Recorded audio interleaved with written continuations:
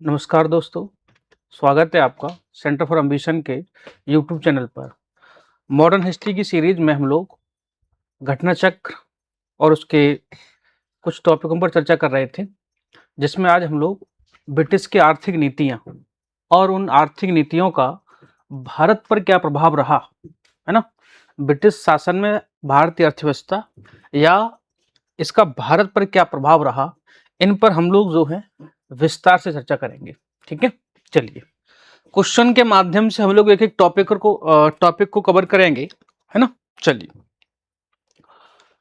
Question number पहला है, English में भी लिखा हुआ है, हिंदी में लिखा, आप दोनों तरफ देख सकते हैं, है ना। हमने पहले बताया कि आप क्वेश्चन को पढ़िएगा, उसको वीडियो पॉज कर दीजिएगा और फिर आप अपना आंसर लगाइएगा, जो आंसर हो सकता है। उसके बाद में एक्सप्लेन के साथ आंसर बताऊंगा क्या होगा, है ना, जिससे आपके सोचने की क्षमता और क्वेश्चन को हल करने के तरीके में विकास होगा। चलिए देखिएगा, ब्रिटिश काल की आर्थिक नीतियां का भारतीय अर्थव्यवस्था पर क्या प्रभाव पड़ा, निम्नलिखित में से कौन से प्रभाव सही हैं दोस्तों। क्लियर है। तो थोड़ा सा ब्रिटिश की आर्थिक नीतियां क्या थी और इन नीतियों का भारत पर क्या प्रभाव पड़ेगा, हम लोग थोड़ा सा शॉर्ट में इसको समझ लेते हैं। देखिए, जब ब्रिटिश की आर्थिक नीतियों की बात हो रही दोस्तों, आंसर हम लोग देख ही लेंगे थोड़ा सा, लेकिन एक बार थोड़ा सा आर्थिक नीतियों पर चर्चा कर लेते हैं। ब्रिटिश ने भारत में कुछ भू राजस्व नीतियां लागू की, है ना। और इसी भू राजस्व नीतियों में ब्रिटिश ने रेलवे का विकास किया, ये भी ब्रिटिश की आर्थिक नीतियों के साथ था, है ना। ब्रिटिश ने कृषि का वाणिज्यीकरण किया दोस्तों, कृषि का वाणिज्यीकरण किया, क्लियर है। और भारत को अपने व्यापार के लिए प्रयोग किया, व्यापार के लिए कुछ प्रयोग किया और उसके लिए कुछ नीतियां भी बनाई दोस्तों, क्लियर है। तो ये ब्रिटिश की कुछ आर्थिक नीतियां हैं, जिसमें भू राजस्व है, रेलवे का विकास है, कृषि का वाणिज्यीकरण है और व्यापार के लिए कुछ प्रयोग है, जिसमें आप दो बातें ध्यान रख सकते हैं कि भारत से कच्चा माल पर्याप्त किया गया, है ना। और बने माल के लिए भारत को जो है बाजार के तौर पर प्रयोग किया गया। तो भारत के साथ दोहरा व्यापार किया जा रहा है। व्यापार के लिए दो एक्सपेरिमेंट ब्रिटिश के द्वारा किए गए दोस्तों, जिसमें एक कच्चा माल है और दूसरा ब्रिटेन में बनी हुई वस्तुओं के लिए भारत को जो है बाजार के तौर पर प्रयोग किया जा रहा है, क्लियर है। चलिए, अब ये आर्थिक नीतियां हैं, इन आर्थिक नीतियों में ब्रिटिश के द्वारा ठीक स्थायी बंदोबस्त, परमानेंट सेटलमेंट कहते हैं, जमींदारी व्यवस्था, स्तंभवादी व्यवस्था भी कहते हैं, और महालवाड़ी व्यवस्था, है ना, और रैयतवाड़ी व्यवस्था, ये तीन व्यवस्थाएं लागू की, क्लियर है। कृषि के वाणिज्यीकरण में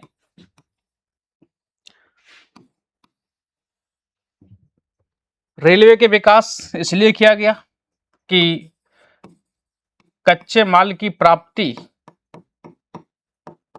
तेजी से हो सके, क्लियर है।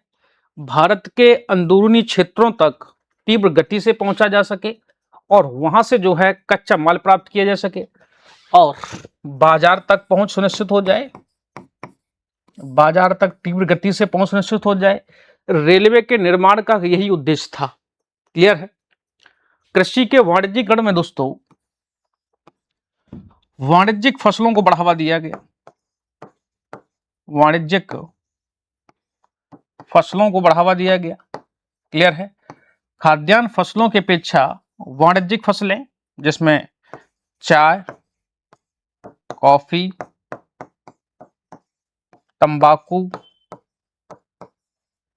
कपास, नील आदि। क्लियर है। तो दोस्तों, ये ब्रिटिश की कुछ आर्थिक नीतियां, कुछ पॉलिसी रहीं, लेकिन इन आर्थिक नीतियों का प्रभाव क्या भारत पे पड़ा, क्योंकि हमारा सवाल भारत पर पड़े प्रभाव के परिप्रेक्ष्य में है। क्लियर है। तो हम थोड़ा सा नीतियों के बारे में प्रभाव भी देख लेते हैं, क्या प्रभाव रहे होंगे। देखिए, जैसे इन भू राजस्व नीतियों से भारत में, क्योंकि ये टैक्स प्राप्त करने की प्रक्रिया थी, इनकी करें बहुत ज्यादा थी, तो आप समझो कि भारत में किसान प्रभावित हुआ इन सब से। क्लियर है। किसान गरीब हो गया, ऋणग्रस्त हो गया, ठीक, और भूमिहीन हो गया। तो ये भारत में किसानों के साथ दयनीय तरीके से शोषण किया गया उनका, उनको जमीनों से वंचित कर दिया गया। तो ये किसानों के साथ अपनी समस्या है। भू राजस्व नीतियों की वजह से बड़े बड़े बदलाव आए थे, जमींदारों के परिवर्तन आया, किसानों के साथ समस्याएं हुई। तो ये आर्थिक नीतियों की वजह से था। रेलवे के विकास ने जो है भारत में कुटीर उद्योग को समाप्त कर दिया। दोस्तों, अगर हम इसका प्रभाव देखें तो भारत से कुटीर उद्योग समाप्त हो गया। क्लियर है। जो शिल्प उद्योग हैं, कुटीर उद्योग हैं, छोटे छोटे बुनकर थे जो अपने हाथों से चीजें बनाने का कार्य करते थे दोस्तों, वो खत्म हो जा रहा है। क्लियर है। कृषि के वाणिज्यीकरण ने क्या किया दोस्तों, कि खाद्यान्न फसलों की कमी हो गई भारत में, खाद्यान्न फसलों का संकट पैदा कर दिया इसने। क्लियर है। खाद्यान्न फसलें जो हैं, फसलों की कमी हो गई, और इस खाद्यान्न की फसलों ने भुखमरी और अकाल जैसी कंडीशन को पैदा कर दिया दोस्तों। क्लियर है। तो भुखमरी और अकाल जैसी कंडीशन पैदा हो रही है, और यही कंडीशन कच्चे माल व्यापार के लिए तौर पर हो रहा है। तो कृषि पर दबाव पड़ रहा है, शिल्प कुटीर उद्योग पतन हो जा रहा है। तो ये ब्रिटिश की आर्थिक नीतियों का प्रभाव रहा है। और इन आर्थिक नीतियों के प्रभाव में एक बड़ा इफेक्ट आपको देखने को मिलेगा। अगर इनके प्रभाव में देखा जाए तो आगे दादा भाई नौरोजी ने धन निष्कासन का सिद्धांत दिया दोस्तों। क्लियर है। ड्रेन वेल्थ ऑफ थ्योरी कहते हैं, धन निष्कासन का सिद्धांत दादा भाई नौरोजी के द्वारा दिया गया। उन्होंने बताया कि भारत का जो धन भारत के लिए प्रयोग हो सकता था, वो ब्रिटेन की तरफ ट्रांसफर हो रहा है। क्लियर है। जिसका भारत को कोई भी आर्थिक लाभ प्राप्त नहीं हो रहा। तो ये ब्रिटिश की आर्थिक नीतियां और इसके कुछ प्रभाव थे। मैंने उसको थोड़ा सा सवाल के माध्यम से उसको शॉर्ट करने की कोशिश की है। अब हम लोग सवाल को देख लेते हैं। देखिए,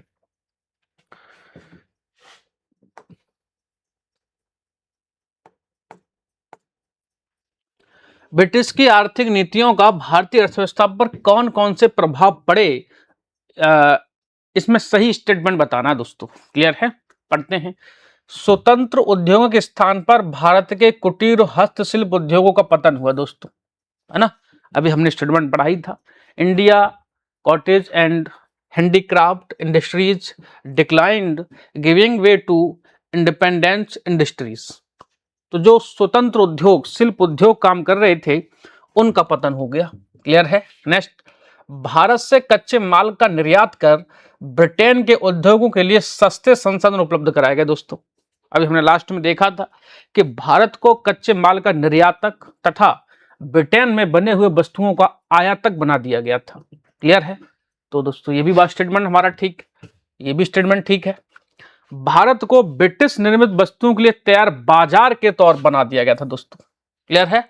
तो हमने उद्योग, अभी जो लाइन लिखी थी दोस्तों, देखिएगा कि कच्चे माल का आयातक और कच्चे माल का निर्यातक और बने माल का आयातक बना दिया था, बाजार के तौर पर प्रयोग किया दोस्तों।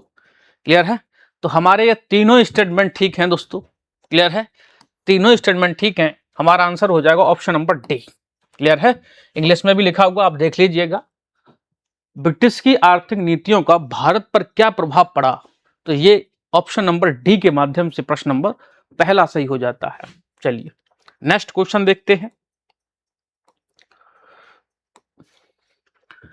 ब्रिटिश शासन के दौरान भारत में उद्योगों का कोई स्वतंत्र विकास नहीं हुआ, इसका क्या कारण था दोस्तों? क्लियर है? तो ब्रिटिश शासन के दौरान क्वेश्चन ये कह रहा है कि ब्रिटिश शासन के दौरान भारत में उद्योगों को स्वतंत्र विकास नहीं हुआ, इसका क्या कारण था? ऑप्शन है आपके सामने, भारी उद्योगों का अभाव, विदेशी पूंजी की कमी, प्राकृतिक संसाधनों की कमी, धनिक वर्ग द्वारा भू संपत्ति में निवेश करने की तरजीह दिया जाना, है ना। तो दोस्तों मामला यह है कि भारत में अभी जो हमने देखा कि ब्रिटिश ने भू राजस्व नीतियां लागू की दोस्तों, तो इन आर्थिक नीतियों में जैसे स्थायी बंदोबस्त लागू किया जा रहा है, तो इस स्थायी बंदोबस्त में जमींदारों के साथ एग्रीमेंट किया गया दोस्तों। क्लियर है? जब जमींदारों के साथ एग्रीमेंट किया गया तो इसका कारण यह था कि भारत में किसानों के साथ तालमेल बनाने वाला कोई वर्ग भारत में मौजूद था, तो वो जमींदार था। हम कह सकते हैं कि भारत में जो कृषि का एक बड़ा क्षेत्र है वो मुख्य रूप से किसी ना किसी जमींदार के कंट्रोल में रहा। क्लियर है? और जमींदार मुख्य रूप से किसानों से खेती कराते थे, किसानों से खेती कृषि कराने का कार्य करते थे, लेकिन ये जमींदारों ने कभी भी कृषि में उत्पादन पद्धति को बढ़ाने के लिए कोई इनोवेशन कार्य नहीं किया दोस्तों। क्लियर है? इसीलिए भारत का कृषि का क्षेत्र पिछड़ा रह जाएगा, क्योंकि ब्रिटिश के द्वारा कृषि में कोई निवेश नहीं किया जा रहा है, ना किया गया। उसका कारण है कि कृषि पर पूरी तरीके से प्रत्यक्ष ब्रिटिश सरकार का नहीं है और ब्रिटिश इसमें इंटरेस्ट भी नहीं रखना चाहते थे। ये कृषि की भूमि जमींदारों के कंट्रोल में थी और जमींदारों ने मुख्य रूप से इससे सहयोग नहीं किया या इस तरह का कोई इनोवेशन करने का प्रयास नहीं किया दोस्तों। क्लियर है? तो ये प्रश्न जो है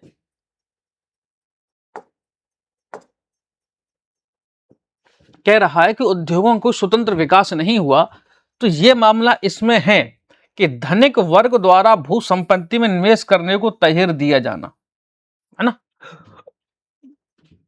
इसका कार्ड ये था, इंग्लिश में लिखा हुआ, preference of the wealthy class to invest in independent property. तो धनिक वर्ग द्वारा भू संपत्ति में निवेश करने की तजदीज नहीं दिया जाना दोस्तों, यहां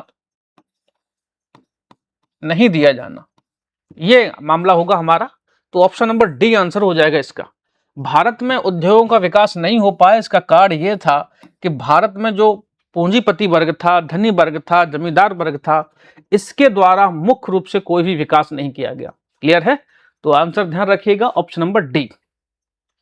चलिए अगला सवाल है हमारा, किसके प्रशासन काल में स्थायी बंदोबस्त प्रारंभ किया गया दोस्तों? क्लियर है? ऑप्शन नंबर है Warren Hasting, Lord Cornwallis, Sir John Lawrence, Lord Cornwallis. तो हमें स्थायी बंदोबस्त, है ना, परमानेंट सेटलमेंट के बारे में सवाल है। तो एक बार परमानेंट सेटलमेंट को हम लोग समझ लेते हैं कि इसका मामला क्या है। देखिएगा,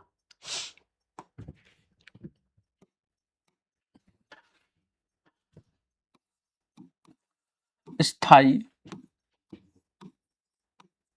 बंदोबस्त, देखिए परमानेंट सेटलमेंट जो है 1792-93 में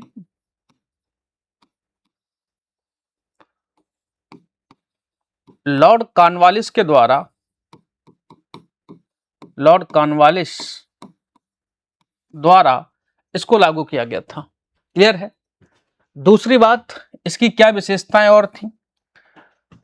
स्थायी बंदोबस्त को दरअसल कई और नामों से जाना जाता है दोस्तों। देखिए, इस्तमरारी बंदोबस्त, तो इस्तमरारी बंदोबस्त भी कहते हैं, इसको जमींदारी व्यवस्था भी कहते हैं, इस नामों से भी जाना जाता है। तो स्थायी बंदोबस्त के अंतर्गत, क्योंकि ब्रिटिश के द्वारा अधिक से अधिकतम भू राजस्व प्राप्त करने के लिए और एक निश्चित भू राशि प्राप्त करने के लिए इस व्यवस्था को लागू किया गया था, इसलिए इसको परमानेंट सेटलमेंट व्यवस्था कहा जा रहा है। तो इसके अंतर्गत जमींदार के साथ समझौता किया गया। क्लियर है? अर्थात जमींदार को टैक्स प्राप्त करने के लिए निर्धारित किया गया कि जमींदार जो है किसानों से टैक्स लेगा और जमींदार कंपनी को जमा करेगा। अर्थात ईस्ट इंडिया कंपनी और किसानों के बीच में जमींदार को बिचौलिए के तौर पर निर्धारित किया गया। क्लियर है? और जमींदार के साथ एक समझौता किया गया कि जमींदार जो है, जैसे इसमें जमींदार कर वसूलेगा तो कुल प्राप्त कर का जो है दो पार्टों में विभाजन होगा, एक कंपनी के पास जाएगा और दूसरा जमींदार के पास जाएगा। ठीक है? कंपनी को हिस्सा 10/11 भाग कंपनी को मिलेगा और 1/11 भाग जो है जमींदार को प्राप्त होगा। ये टैक्स निर्धारित किया गया था। और भूमि का मालिक दरअसल किसान ही रहा। इसमें भूमि का मालिक या मालिकाना हक जमींदार है ना। इसमें जो है सूर्यास्त का नियम दोस्तों लागू किया गया था। सूर्यास्त का नियम कि यदि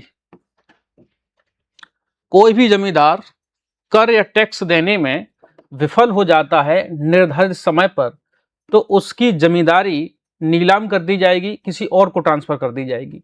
तो ये व्यवस्था सूर्यास्त के नियम के तहत कहा गया था। तो ये स्थायी बंदोबस्त की अपनी कुछ विशेषता है। अब स्थायी बंदोबस्त से जो भी सवाल आएंगे हम जो है कवर करते जाएंगे। क्लियर है? चलिए देखिए, तो हमारा सवाल यह था कि स्थायी बंदोबस्त किसने प्रारंभ किया था दोस्तों? तो लॉर्ड कॉर्नवालिस का नाम ध्यान रखिएगा, है ना, लॉर्ड कॉर्नवालिस, लॉर्ड कॉर्नवालिस के द्वारा। चलिए आंसर हो जाएगा हमारा Lord Cornwallis, option number B हो जाएगा। नेक्स्ट क्वेश्चन देखते हैं। स्थायी बंदोबस्त 1793 के अंतर्गत जमींदारों से अपेक्षा की गई थी कि वे खेतिहारों को पट्टा जारी करेंगे। अनेक जमींदारों ने पट्टा जारी नहीं किया, इसका क्या कारण था? तो अभी हम लोग स्थायी बंदोबस्त के बारे में सवाल देख ही रहे थे। 1793 में इसको शुरू किया गया था और सवाल ये कह रहा है कि किस जमींदारों ने पट्टा जारी नहीं किया गया था। देख लेते हैं ऑप्शन नंबर। जमींदारों के ऊपर किसानों का विश्वास था, जमींदारों के ऊपर कोई सरकारी नियंत्रण नहीं था, यह ब्रिटिश सरकार की जिम्मेदारी थी, खेतिहारों की दिलचस्पी पट्टा प्राप्त करने में नहीं थी।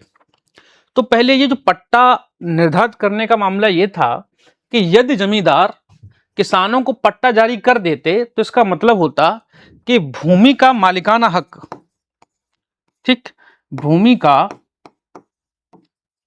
मालिकाना हक जो है वो किसान के पास चला जाएगा, या भूमि का मालिक जो है किसान हो जाएगा अगर किसान के साथ पट्टे जारी कर दिए गए। आप समझ लीजिएगा कि जमींदार ने किसान ये पट्टा क्यों जारी नहीं किया गया, क्योंकि उसको डर था कि कहीं ना कहीं हमारी जमीन चली जाए। और इस समय जमींदार पूरी तरीके से स्वतंत्र रूप से काम कर रहा है, उस पर किसी भी प्रकार का कोई नियंत्रण नहीं है। क्लियर है? तो ये मामला जो है, जैसे जमींदारों के ऊपर किसान का विश्वास था, नहीं। क्लियर है?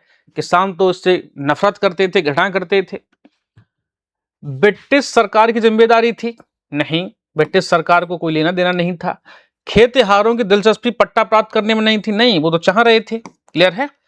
तो इसका आंसर होगा कि जमींदारों के ऊपर सरकार का कोई नियंत्रण नहीं था। तो सरकार, जमींदार जो है अपनी मर्जी से खुद इस तरह की चीज नहीं करना चाहते थे। There was no government control over the zamindars. Clear है? जमींदारों ने इसलिए पट्टे जारी नहीं किए क्योंकि जमींदारों के पास ब्रिटिश का कोई कंट्रोल नहीं था। चलिए, तो स्थायी बंदोबस्त के बारे में सवाल था। नेक्स्ट सवाल देखते हैं। निम्नलिखित में से कौन ब्रिटिश शासन के दौरान रैयतवाड़ी बंदोबस्त प्रारंभ किए जाने से संबंधित थे? क्लियर है? तो अब सवाल दूसरा रैयतवाड़ी व्यवस्था से है। हमने आपको शुरुआत में इस ब्रिटिश की भू राजस्व नीतियों के अंतर्गत 3 भू राजस्व नीतियां बताई थी। इन सबसे सवाल आते हैं मुख्य रूप से। ये सारे सवाल आए हुए हैं किसी न किसी एग्जाम में। जैसे स्थायी बंदोबस्त हमने समझा, रैयतवाड़ी एक बार देख लेते हैं, देखिएगा।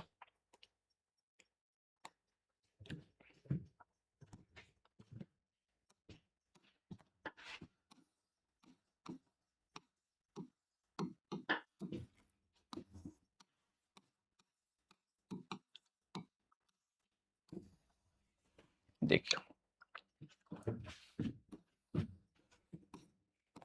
1800 रैयतवाड़ी व्यवस्था जो है, रैयत का अर्थ होता है दोस्तों किसान, ये ध्यान रखिएगा, रैयत माने होता है किसान। तो रैयतवाड़ी व्यवस्था में अब जमींदार का जो जमीन का जो मालिकान हक दिया जाएगा वो किसान को दिया जा रहा है, पहली बात ध्यान रखिएगा। दूसरी बात ध्यान रखिएगा, रैयतवाड़ी व्यवस्था सबसे पहले 1792 में मद्रास में लागू की गई दोस्तों, क्लियर है। और कैप्टन रीड, तो अंग्रेजों के नाम ध्यान रखिएगा, कैप्टन रीड और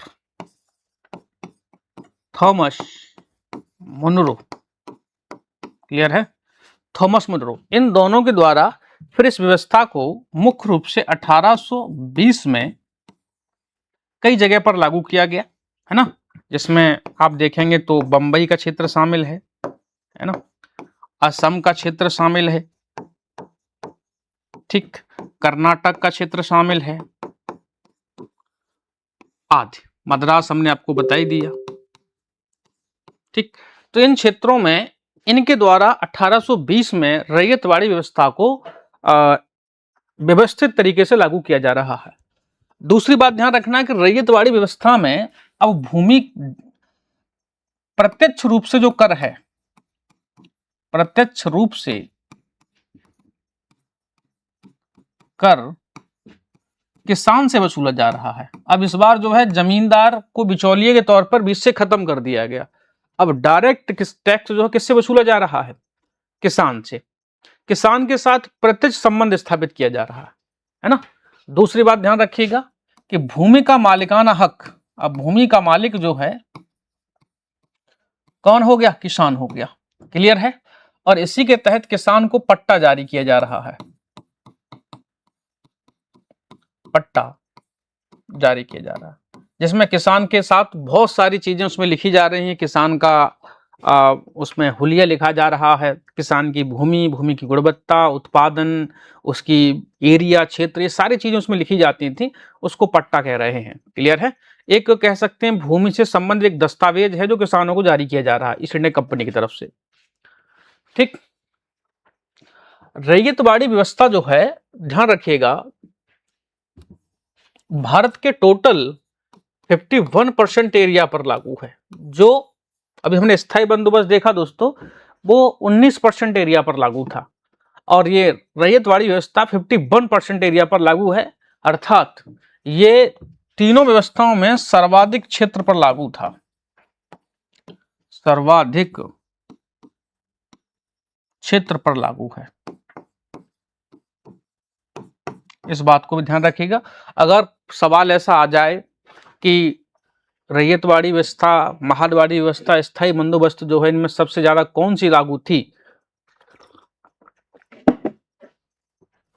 तो दोस्तों ध्यान रखना रैयतवाड़ी व्यवस्था सर्वाधिक लागू है, और जो पीछे हमने अभी स्थायी बंदोबस्त पढ़ा था वो 19% क्षेत्र पर लागू था। चलिए अब जो है हम लोग क्वेश्चन देख लेते हैं। भारत में रैयतवाड़ी व्यवस्था को प्रारंभ करने संबंधित था, तो देखिए लॉर्ड कॉर्नवालिस आंसर होगा नहीं, क्योंकि लॉर्ड कॉर्नवालिस के बारे में हमने अभी देख लिया था कि लॉर्ड कॉर्नवालिस तो परमानेंट सेटलमेंट व्यवस्था शामिल था, है ना। अगर पहला आंसर नहीं होगा दोस्तों, तो आप देखिए हमारा ऑप्शन नंबर ए होगा नहीं, है ना, ये पूछा ना संबंधित है, ऑप्शन नंबर ये होगा नहीं, ऑप्शन नंबर ये होगा नहीं, क्लियर है।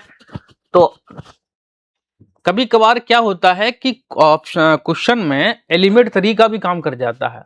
जैसे हमको केवल ये पता था कि लॉर्ड कॉर्नवालिस ने परमानेंट सेटल व्यवस्था को शुरू किया, स्थायी बंदोबस्त को, तो वो रैयतवाड़ी व्यवस्था में नहीं था। अब हटा दीजिए उसको, अपने आप हमारा आंसर क्या बच जाता है, देखिएगा ऑप्शन नंबर सी, अर्थात अलेक्जेंडर रीड और टॉमस मुनरो इस व्यवस्था को शुरू करने के लिए उत्तरदायी थे, क्लियर है। इसीलिए रैयतवाड़ी व्यवस्था को दोस्तों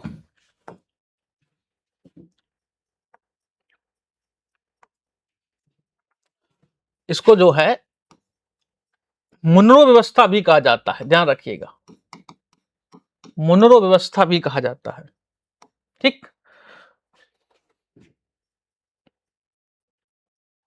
तो ऑप्शन नंबर क्या हो जाएगा हमारा, ऑप्शन नंबर सी आंसर हो जाएगा, क्लियर है। इंग्लिश में भी देख लीजिएगा, चलिए नेक्स्ट क्वेश्चन की बात करते हैं। रैयत बंदोबस्त के संबंध में निम्न कथनों पर विचार कीजिएगा। तो फिर वही सवाल है, रैयतवाड़ी बंदोबस्त के संबंध में सवाल है, हमने अभी व्याख्या देखी है, पढ़ते हैं। किसानों द्वारा लगान सीधे सरकार को दिया जाता था, है ना, पढ़ा था, बिल्कुल सही है। सरकार रैयत को पट्टे देती थी, बिल्कुल ठीक है, ये भी ठीक है। कर लगाने से पूर्व भूमि का सर्वेक्षण और मूल्य निर्धारण किया जाता था, क्लियर है। और पूछा जा रहा है कौन सा स्टेटमेंट सही है दोस्तों, क्लियर है। तो कर लगाने से पूर्व भूमि का सर्वेक्षण मूल्य वर्धन निर्धारित किया जाता था, तो ये भी स्टेटमेंट ठीक है हमारा ऑप्शन नंबर। तो रैयतवाड़ी व्यवस्था संबंधित हमारे ऑप्शन नंबर सी, क्लियर है। अभी हमने पीछे देखा ही था व्याख्या उसका, तो आंसर हो जाएगा सी, क्लियर है। तीनों स्टेटमेंट रैयतवाड़ी व्यवस्था से सही है। चलिए नेक्स्ट क्वेश्चन देखते हैं हम लोग। ये कथन और कार्ड वाले सवाल हैं दोस्तों। देखिए कथन और कार्ड के सवाल में लोगों को बड़ा कंफ्यूजन रहता है, क्लियर है। गलत भी सवाल हो जाते हैं। इनको सही करने का सबसे अच्छा तरीका ये होता है कि आप जो है इसको पढ़िएगा, कार्ड को पढ़िएगा, और पहले कथन पढ़िएगा। कथन पढ़ने के जस्ट बाद आप बीच में क्योंकि शब्द लगाइएगा। अगर आप यहां क्योंकि शब्द लगाते हैं, क्योंकि, और क्योंकि का आंसर आपको अगर इसमें मिल जाता है दोस्तों, तो आपका स्टेटमेंट भी ठीक है और जो है क्वेश्चन भी ठीक हो जाएगा, क्लियर है। अगर आप समझिएगा क्योंकि लगाने के बाद ऑप्शन मिल गया, तो आपको लगेगा कि ये व्याख्या भी कर रहा है ना, सही भी व्याख्या भी कर रहा है। अगर आप समझिएगा आपको पढ़ने के दौरान ऐसा लगे कि इसमें पहला वाला स्टेटमेंट गलत है, तो आप समझिए गलत यहां लिखा हुआ, आपका आंसर अपने आप डी हो जाएगा। और यदि पढ़ने के दौरान आपको लग रहा है कि आर स्टेटमेंट गलत है, तो ए सही है आर गलत है, ये हो जाएगा। बाकी पढ़ने की सोचने की जरूरत नहीं है। यदि आप कथन और कार्य के सवाल में गलत और सही, गलत स्टेटमेंट को पहचान लेते हैं, कोई भी गलत पहचान लीजिएगा, तो आंसर निकल आता अपने आप, क्लियर है। लेकिन जब दोनों स्टेटमेंट लिखे हैं और क्योंकि का जवाब मिल रहा है, तो हम कह देंगे व्याख्या कर रहा है। और यदि दोनों स्टेटमेंट सही हैं, क्योंकि का जवाब नहीं मिल रहा है, तो हम कहेंगे कि कथन और कार्य दोनों सही हैं, लेकिन एक दूसरे की व्याख्या नहीं कर रहे हैं, क्लियर है। चलिए देखिए पढ़ते हैं हम लोग। ब्रिटिश सरकार ने भारत के अलग अलग भागों में भू राजस्व की अलग अलग व्यवस्था लागू की, बिल्कुल लागू की, अभी हमने पढ़ा था। कहीं रैयतवाड़ी व्यवस्था, कहीं मालवाड़ी व्यवस्था, कहीं स्थायी बंदोबस्त, है ना, तीन तरह की व्यवस्था लागू की जा रही है। तो बिल्कुल पहला वाला स्टेटमेंट बिल्कुल सही है। और जब पहला सही हो गया दोस्तों, तो इसमें लिखा है ना ए गलत है, तो ये आंसर होगा नहीं, ठीक, एलिमिनेट करना है हमको। नेक्स्ट पढ़ते हैं, दूसरा पढ़ते हैं, पहले सही है गलत है, तब उसके बाद हम डिसाइड करेंगे। इससे भारतीय किसानों में अलग अलग वर्ग बन गए थे। तो जब रैयतवाड़ी व्यवस्था लागू की जा रही है, तो यहाँ किसानों के साथ एग्रीमेंट किया जा रहा है, किसान वर्ग अलग से बन गया, जमींदारों के साथ अलग एग्रीमेंट किया जा रहा है। मालवाड़ी व्यवस्था में अलग व्यवस्था की जा रही है। तो इन तीनों व्यवस्थाओं से बात तो सही है, अलग अलग वर्ग बन गए थे, क्योंकि जमींदारी व्यवस्था में जमींदार वर्ग हो गया, तो मालवाड़ी व्यवस्था में एक नया जमींदार पैदा हो गया था दोस्तों, क्लियर है। पढ़ाऊंगा कैसे, तो ये स्टेटमेंट भी ठीक है। और जब मैंने कहा कि आप इसमें क्योंकि शब्द लगाइएगा, ठीक। अब पढ़ते हैं, ब्रिटिश सरकार ने भारत के अलग अलग भागों में भू राजस्व की अलग अलग व्यवस्था लागू की थी, क्योंकि इससे भारतीय किसानों में अलग अलग वर्ग बन गए थे, बिल्कुल सही बात है। और ब्रिटिश ने लागू की थी इसीलिए बन गए थे, स्टेटमेंट भी ठीक है। तो हमारा आंसर हो जाएगा दोस्तों ऑप्शन नंबर ए और आर दोनों स्टेटमेंट सही हैं, और आर ए की व्याख्या भी कर रहा है, क्लियर है। लिखा इधर भी है, both A and R are correct and R is the correct explain of A, ठीक। ऑप्शन नंबर ए हो जाएगा आंसर हमारा, क्लियर है। तो आप कथन और कार्ड के सवाल जो हैं इस तरीके से हल करेंगे तो सही आंसर तक पहुंच जाएंगे। चलिए नेक्स्ट क्वेश्चन देखते हैं। दादा भाई नौरोजी द्वारा प्रतिपादित अपवाह सिद्धांत ड्रेन थ्योरी की परिभाषा नीचे के कथन में कौन सी आती है। तो जो हमने धन निष्कासन की बात की थी दोस्तों, क्लियर है, एक बार देख लेते हैं इसको, धन निष्कासन के सिद्धांत को। इसको धन निष्कासन सिद्धांत।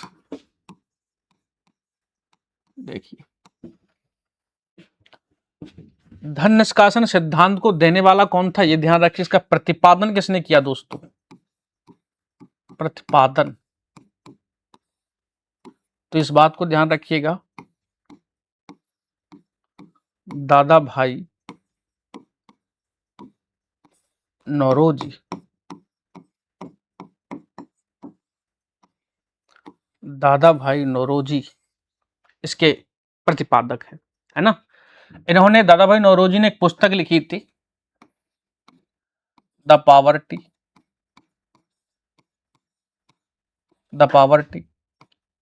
अन ब्रिटिश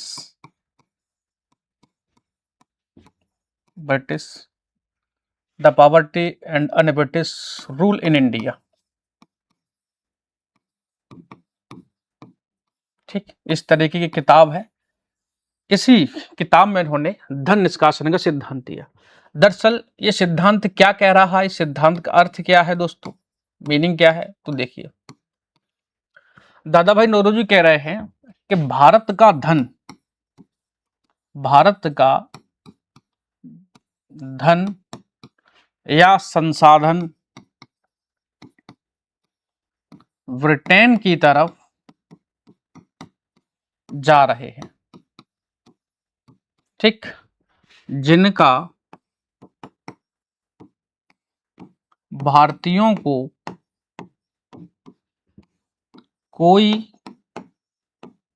कोई भी लाभ नहीं मिल रहा।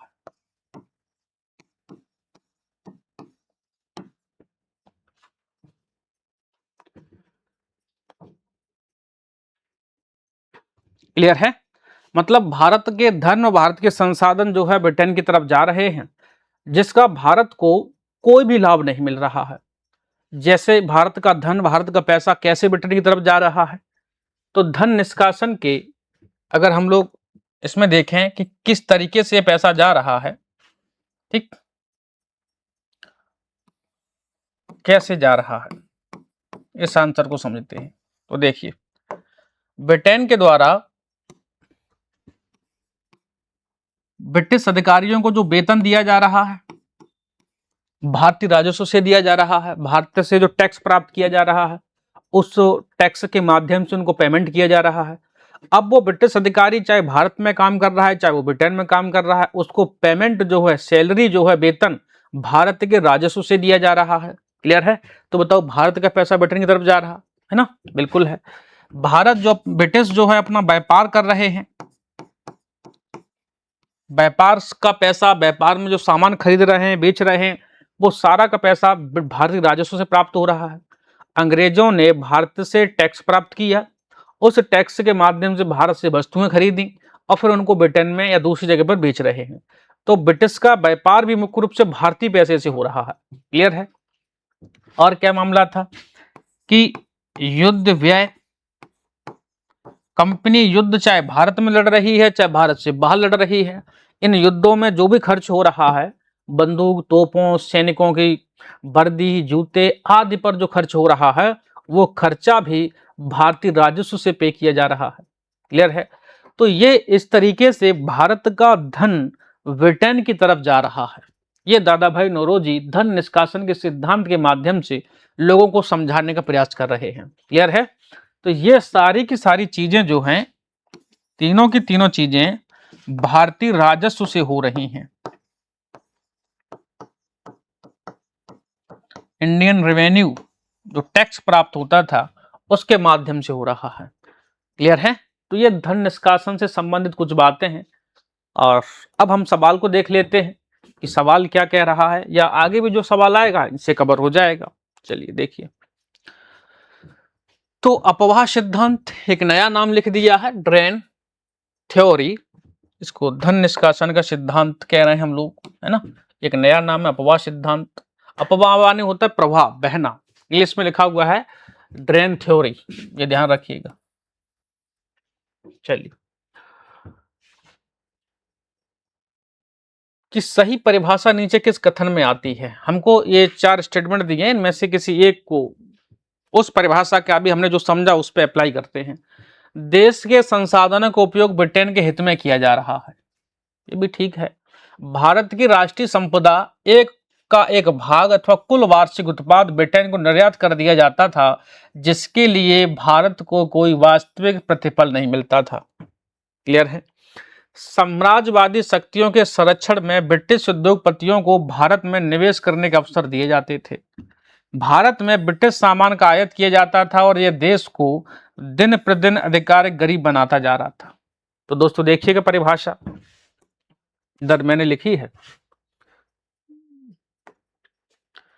भारत का वह धन संसाधन ब्रिटेन की ओर जा रहा है जिसका भारतीयों को कोई भी लाभ नहीं मिल रहा। क्लियर है। देखिए ऑप्शन नंबर बी इसकी एग्जिट व्याख्या कर रहा है ड्रेन थ्योरी की, कि भारत की राष्ट्रीय संपदा का एक भाग अथवा कुल वार्षिक उत्पाद ब्रिटेन की तरफ निर्यात किया जा रहा था, जिसके लिए भारत को कोई भी वास्तविक लाभ नहीं मिल रहा। ठीक है, तो इसमें हमारा आंसर जो या ड्रेन थ्योरी का सही एक्सप्लेन जो हो जाएगा, सही व्याख्या हो जाएगी, ऑप्शन नंबर बी आंसर होगा। ठीक है, ध्यान रखिएगा। चलिए नेक्स्ट क्वेश्चन देख लेते हैं।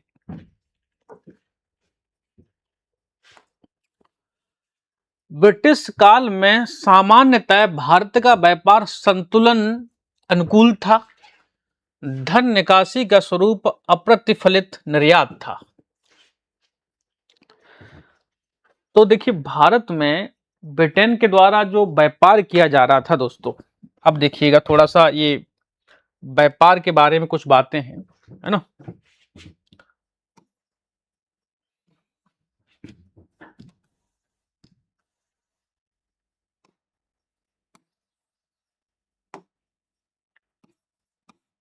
देखिए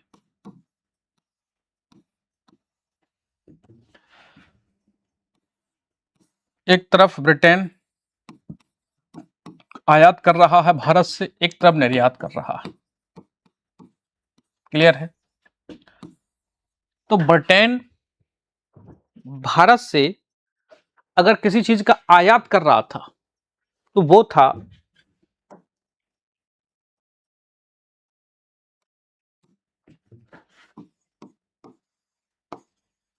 कच्चा माल,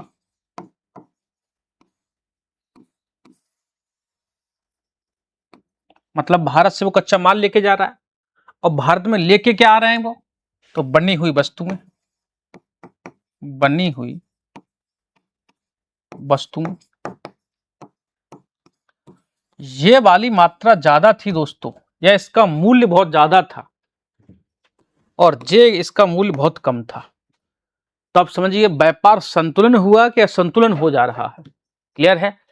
अगर व्यापार ब्रिटिश ईस्ट इंडिया कंपनी तो फायदे के लिए काम कर रही थी, तो वो संतुलन और असंतुलन का मामला बनता ही नहीं। ब्रिटिश का व्यापार वेस्ट इंडिया कंपनी के पक्ष में था दोस्तों, भारत के पक्ष में नहीं। क्लियर है। तो ये जो स्टेटमेंट लिखा हुआ है कि ब्रिटिश काल में सामान्यतः भारत का व्यापार संतुलन अनुकूल था, नहीं नहीं दोस्तों, ऐसा तो क्लियर, ऐसा मामला नहीं था, है ना। भारत का व्यापार अनुकूल था, असंतुलन था, संतुलन नहीं असंतुलन था। अब देखिए इसमें पहला स्टेटमेंट गलत हो गया।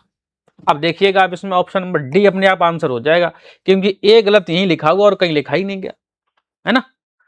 धन की निकासी का स्वरूप अप्रतिफल निर्यात था, तो बिल्कुल सही बात था कि भारत से जो चीज दी जा रही थी वो निकल के ही बाहर जा रही थी, चाहे वो व्यापार के तौर पर जा रही हो, चाहे वेतन के तौर पर जा रही हो, उनका निर्यात ही हो रहा था मुख्य रूप से। क्लियर है। तो दूसरा स्टेटमेंट बिल्कुल सही है, ए गलत है, आर सही है। ऑप्शन नंबर डी आंसर हो जाएगा। A is incorrect but R is correct. चलिए नेक्स्ट क्वेश्चन देखते हैं। दादा भाई नौरोजी के अपवाह सिद्धांत में विश्वास नहीं करता था। क्लियर है। तो अभी हमने देखा दादा भाई नौरोजी का धन निष्कासन सिद्धांत, है ना। अब सवाल यह है कि इसमें कौन भरोसा नहीं करता था। तो बाल गंगाधर तिलक भरोसा करते थे, आरसी दत्त विश्वास करते थे, एमजी रनाडे, ये दोनों तो वो लोग हैं जिन्होंने धन निष्कासन में भूमिका निभाई थी दादा भाई नौरोजी के साथ। ये तो खुद भूमिका निभा रहे थे, इन्होंने धन निष्कासन सिद्धांत में पार्टिसिपेट भी किया था। क्लियर है। सर सैयद अहमद खां वो व्यक्ति हैं जिन्होंने ब्रिटिश का सहयोग नहीं किया दोस्तों। क्लियर है। तो सर सैयद अहमद खां के माध्यम से धन निष्कासन के सिद्धांत का समर्थन नहीं किया गया था। तो ऑप्शन आंसर हो जाएगा हमारा ऑप्शन नंबर डी। क्लियर है। सर सैयद अहमद खां के द्वारा धन निष्कासन का समर्थन नहीं किया गया था, समर्थन नहीं किया गया इसका। चलिए नेक्स्ट को, poverty and un British rule in India. अभी हमने पीछे पुस्तक लिखी थी, है ना। क्वेश्चन अगला, 1901 में किसके द्वारा प्रकाशित की गई दोस्तों? तो poverty and un British rule in India, ये पीछे लिखा हुआ था हमने। Poverty and un British rule in India. Clear है। तो ये 1901 में पुस्तक लिखी जा रही दोस्तों, दादा भाई नौरोजी द्वारा लिखी जा रही है ना। क्या आंसर हो जाएगा हमारा? 1901 में लिखी जा रही है, डेट भी दी जा रही है, तो दादा भाई नौरोजी इसका आंसर हो जाएगा। क्लियर है। दादा भाई नौरोजी, ऑप्शन नंबर ए। ठीक, नेक्स्ट क्वेश्चन देख लेते हैं। अनुद्योगीकरण के संदर्भ में कौन सा कथन सही है ना। Which of the following statement is are correct regarding de-industrialization? विऔद्योगीकरण का मामला है। विऔद्योगीकरण का मतलब यह हुआ दोस्तों कि भारत में उद्योगों के पतन का, ठीक, भारतीय उद्योगों का पतन, या हम कह सकते हैं कमजोर होना, विऔद्योगीकरण कहला रहा है ना। समझ रहे हैं ना। इंडस्ट्रियलाइजेशन का मतलब होगा औद्योगिकरण का मतलब होगा उद्योगों का विकास होना, और विऔद्योगिकरण का मतलब होगा उद्योगों का डिक्लाइन होना, पतन होना। क्लियर है। तो भारत में उद्योगों का कमजोर होना, पतन होना, इसके लिए कौन से कार्य उत्तरदायी थे? देखिएगा, वह प्रक्रिया 1813 में प्रारंभ हुई, है ना। ईस्ट इंडिया कंपनी के व्यापारिक अधिकार की समाप्ति ने इस प्रक्रिया को तेज कर दिया था। तो देखिए भारत में कैसे ये उद्योग कमजोर हुआ। 1813 के एक्ट में पहली बार 1813 में ईस्ट इंडिया कंपनी का एक जो व्यापारिक एकाधिकार था दोस्तों, व्यापारिक एकाधिकार, इसको समाप्त कर दिया गया था, है ना।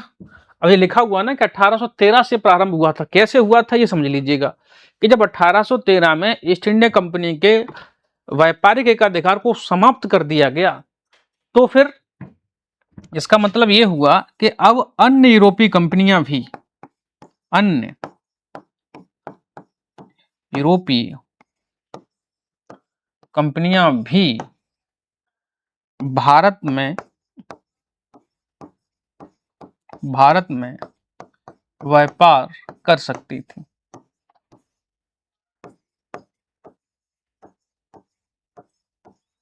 क्लियर है। अब जब ईस्ट इंडिया कंपनी अकेले काम कर रही थी तब तो वो इतना शोषण कर रहे थे, इतना सब कुछ डिक्लाइन हो ही रहा था। जब दूसरी कंपनियों को परमिशन मिल गया और भी कंपनी आने लगी, तो इसका मतलब है कि भारत में अब ज्यादा चीजें आने लगी, ब्रिटेन से बनी हुई, भारत का कच्चा माल ज्यादा जाने लगा। तो इन्होंने भारत के कुटीर शिल्प उद्योग के डिक्लाइन में महत्वपूर्ण भूमिका निभाई। क्लियर है। इसलिए कहा जा रहा है कि 1813 में प्रक्रिया प्रारंभ हुई। स्टेटमेंट बिल्कुल सही है। और अभी लिखा कि ईस्ट इंडिया कंपनी के व्यापारिक आधार की समाप्ति ने इस प्रक्रिया को तेज कर दिया, यही वाला मामला था। क्लियर है। तो दोनों स्टेटमेंट ठीक है। आंसर हो जाएगा हमारा ऑप्शन नंबर सी। ठीक है, option number C. Next question देखते हैं। किसने यह विचार किया था कि भारत में ब्रिटिश आर्थिक नीति विनाशकारी है? अभी हम लोग ब्रिटिश की आर्थिक नीतियां देख रहे थे, तो ब्रिटिश आर्थिक नीतियों में चाहे ब्रिटिश की भू राजस्व नीतियां तैयार हो रही हो, चाहे वो ब्रिटिश की कृषि का वाणिज्यीकरण हो रहा हो, या दोस्तों रेलवे का विकास हो रहा हो, कुछ भी हो रहा हो, इन सब का एक ही उद्देश्य था कि भारत ब्रिटिश कंपनी का लाभ हो, और इसमें भारत पर क्या प्रभाव पड़ रहा है इससे उन्हें कोई मतलब नहीं था। ब्रिटिश के आर्थिक नीतियों ने भारत में गरीबी, बेरोजगारी, भूखमरी, अकाल, है ना, इस महामारियां, इन सारी चीजों को जन्म दिया, बढ़ावा दिया। तो उन्हें अपने फायदे के लिए कोई मतलब नहीं था। इसी दुर्दशा को देख करके किसी ने स्टेटमेंट दिया है कि भारत में ब्रिटिश की आर्थिक नीतियां विनाशकारी थीं। तो बिल्कुल सही बात है। कृषि के वाणिज्यीकरण ने भारत का विनाश कर दिया। तो नील की खेती की जा रही थी, उसमें भूमि की गुणवत्ता को खराब कर दिया, खाद्यान्न की कमी हो गई, लोग भूखे मर रहे हैं। क्लियर है? तो ये वास्तव में, चाहे वो आर्थिक नीतियां रही हो, अब वो भू राजस्व नीतियां, चाहे वो कृषि का वाणिज्यीकरण हो, रेलवे के विकास हो, इन सब ने मुख्य रूप से भारत का अर्थव्यवस्था का विनाश कर दिया पूरी तरीके से। क्लियर है दोस्तों? ये स्टेटमेंट जो है कार्ल मार्क्स के द्वारा दिया गया। क्लियर है? कार्ल मार्क्स के द्वारा दिया गया, है ना। ध्यान रखिएगा, who held the review that British economic policy in India was the destructive. ठीक है, विनाशकारी थी। चलिए, ऑप्शन नंबर सी हो जाएगा इसका आंसर। भारत के इतिहास के संदर्भ में निम्नलिखित युग्मों पर विचार कीजिएगा, है ना। ये आईएएस 2018 में आया हुआ सवाल है दोस्तों। आईएएस प्रीलिम्स के 2018 में आया हुआ सवाल है। ठीक, औरंग और वनयान और निजावतदार, ये कुछ शब्दावली हैं दोस्तों। आपको एनसीईआरटी में शब्दावलियां मिलेंगी मुख्य रूप से, है ना, और वहीं से सवाल है। पूछ रहा है कि कौन सा सुमेलित है ना। औरंग जो है, मतलब पहला स्टेटमेंट और दूसरा स्टेटमेंट दरअसल गलत है दोस्तों। औरंग जो है,